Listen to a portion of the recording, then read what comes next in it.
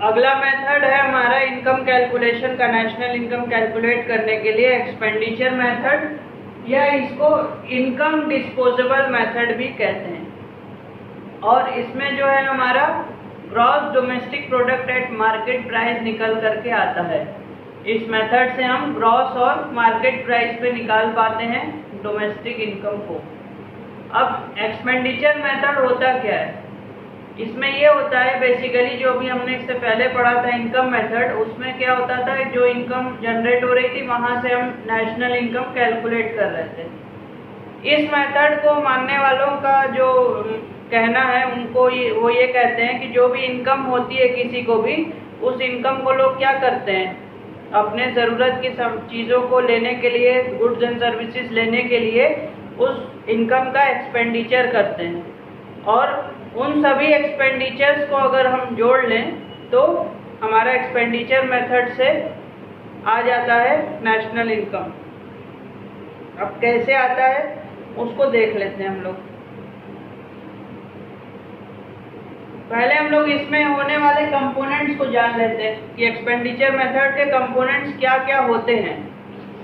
पहला इसका एक कंपोनेंट है private final consumption expenditure. Private final consumption expenditure क्या होता है?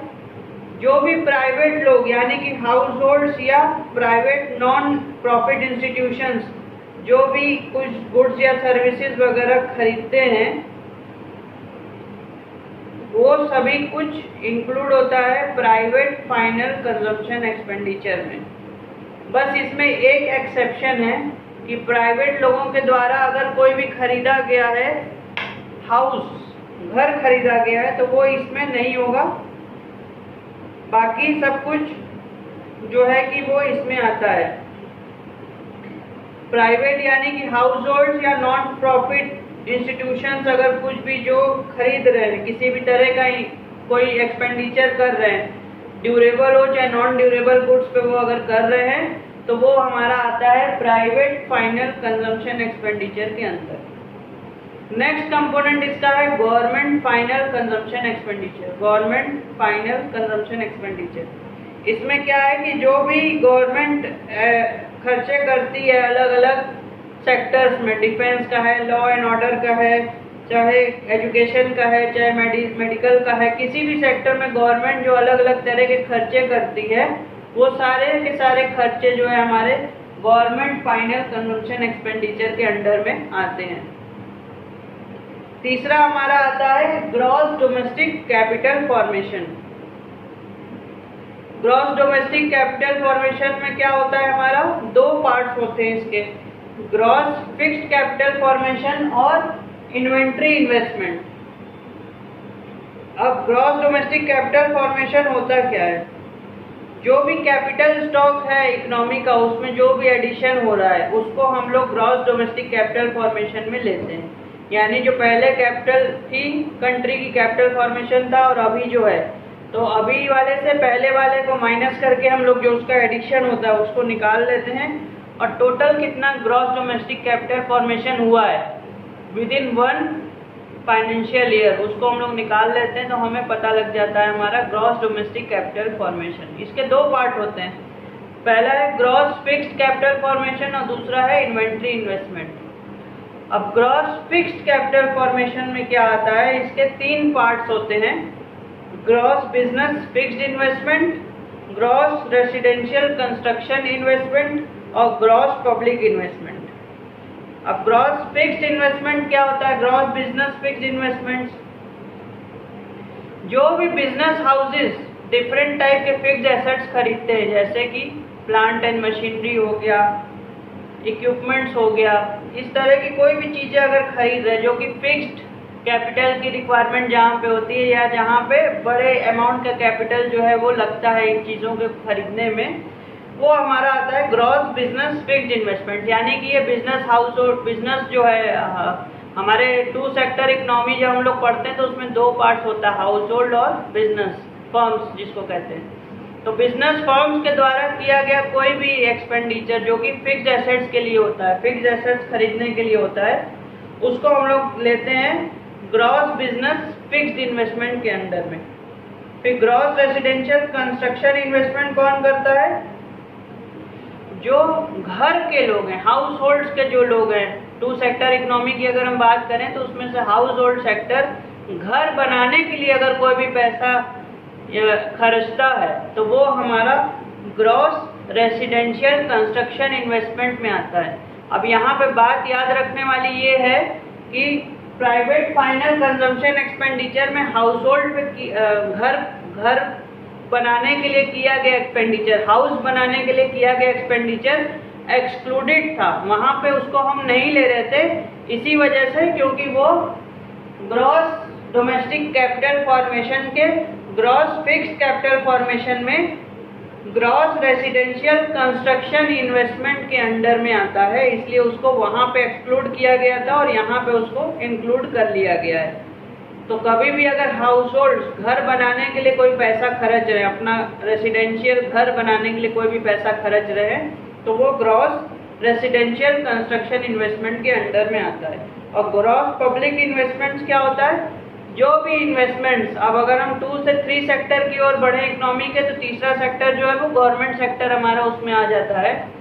तो गवर्नमेंट सेक्टर कोई भी इन्वेस्टमेंट करता है फिक्स इस तरह का, जैसे रोड्स बनाए, फ्लाईओवर बनाए, हॉस्पिटल्स बनाए, इस तरह का कोई भी इन्वेस्टमेंट अगर गवर्नमेंट करता है पब्लिक के लिए, यानी अपने जो भी रेसिडेंट्स हैं उनके लिए अगर कोई इन्वेस्टमेंट करता है तो वो हमारा ग्रॉस पब्लिक इन्वेस्टमेंट के अंडर में आता है। तो ग्रॉस बिजनेस फिक्स्ड इन्वेस्टमेंट जो बिजनेस हाउसेस करते हैं फिक्स्ड एसेट्स के परचेज पे, ग्रॉस रेसिडेंशियल कंस्ट्रक्शन इन्वेस्टमेंट जो कि हमारे हाउस होल्ड्स करते हैं घर वगैरह बनाने के लिए, और ग्रॉस पब्लिक इन्वेस्टमेंट जो कि हमारी गवर्नमेंट करती है पब्लिक वेलफेयर की चीज़ों को बनाने के लिए। ये सब को जोड़ देते हैं तो हमारा आ जाता है ग्रॉस फिक्स्ड कैपिटल फॉर्मेशन।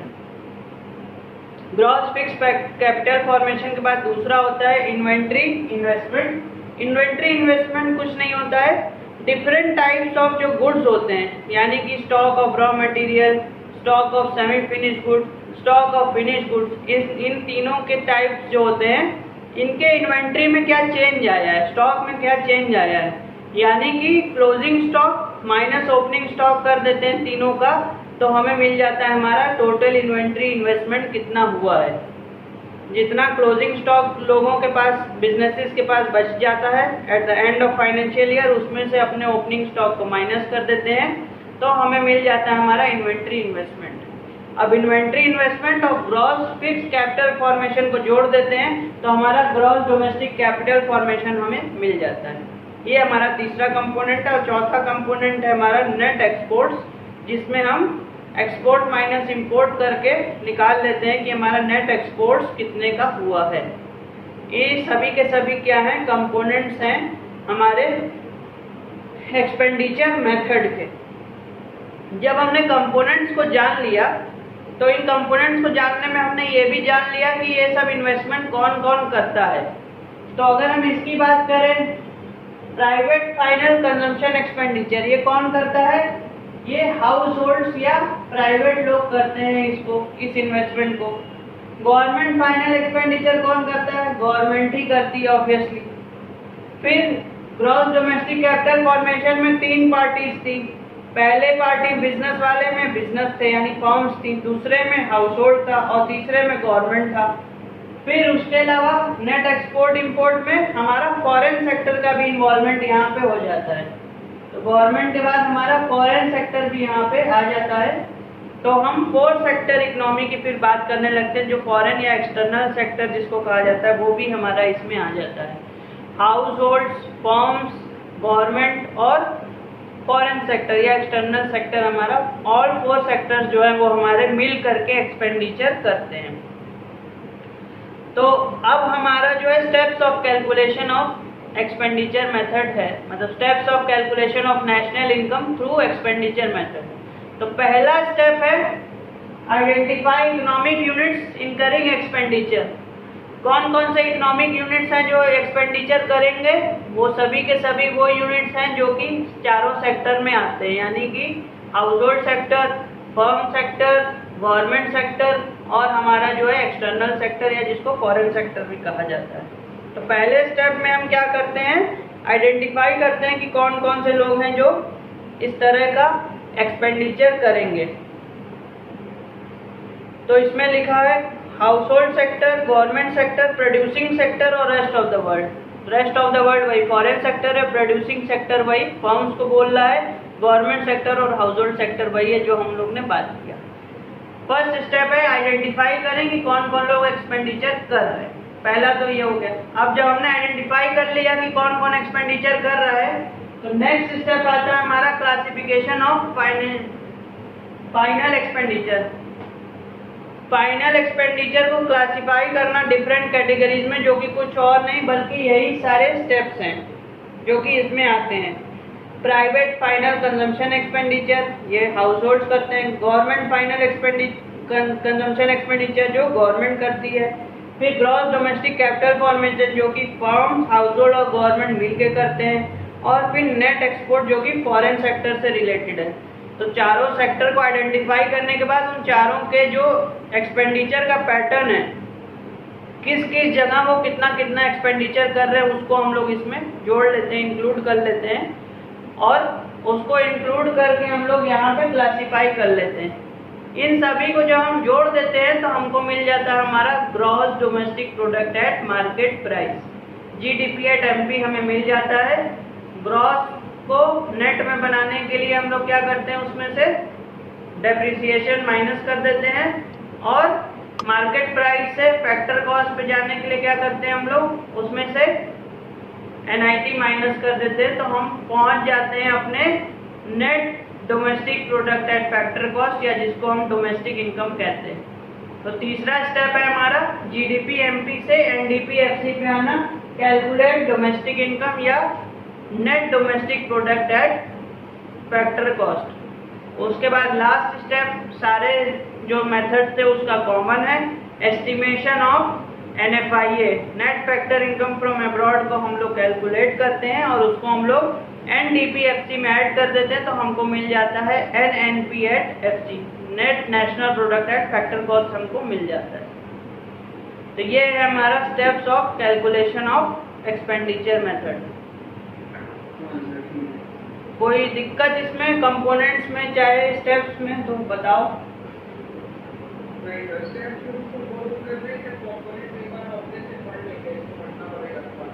ठीक।